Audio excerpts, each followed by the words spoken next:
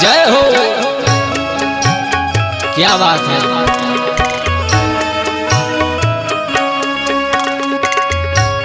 आहो रुनु काता झुनु कात आई है मयरिया अपना सेवा का दुआ।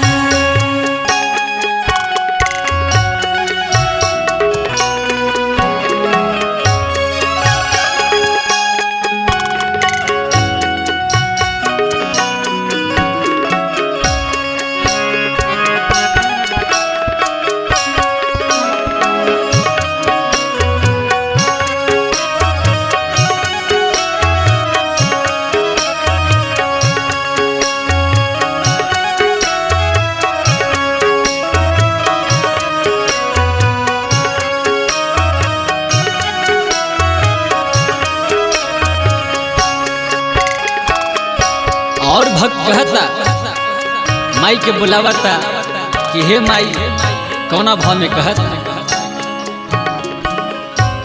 आहो रहिया में बेलिया चमेलिया बिछावा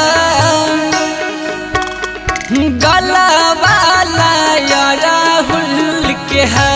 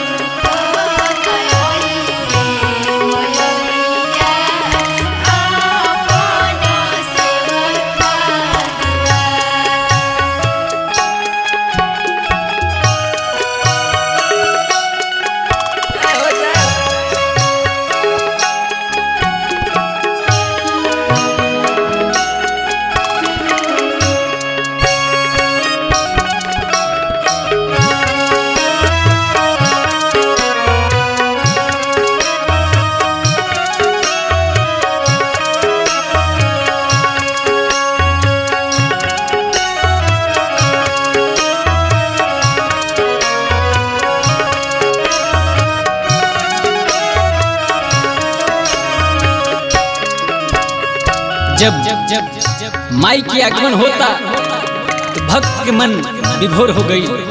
भक्त कौन भाव में कहता। आहो गरा जाता मलकात आई है मयरिया सिरा बाप होई के सवार।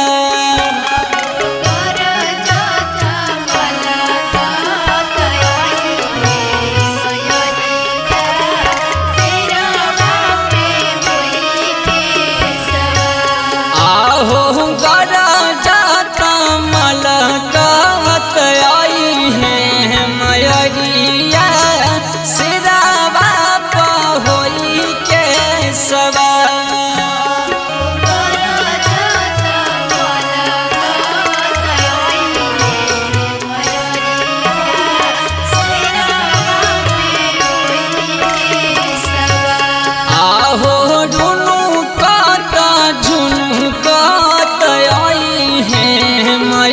मयरिया आपन सेवा का दुआ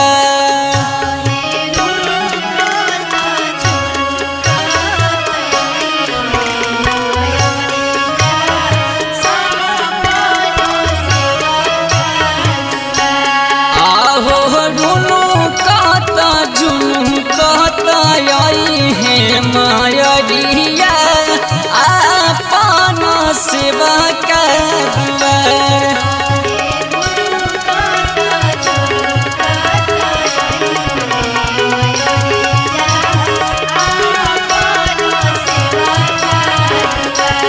आहो रुनु काता जुनु काता आई है मयरिया आपन सेवा का